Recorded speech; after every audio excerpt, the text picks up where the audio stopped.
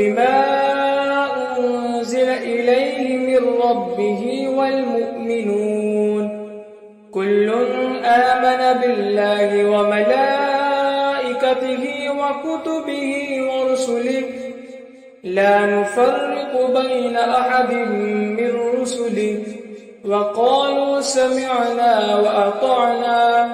غفرانك ربنا وإليك المصير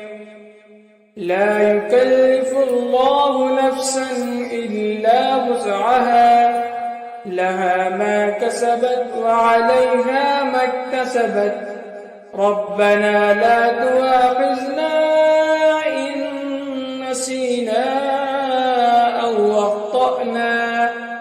ربنا ولا تحمل علينا إصرا كما حملته على الذين من قبلنا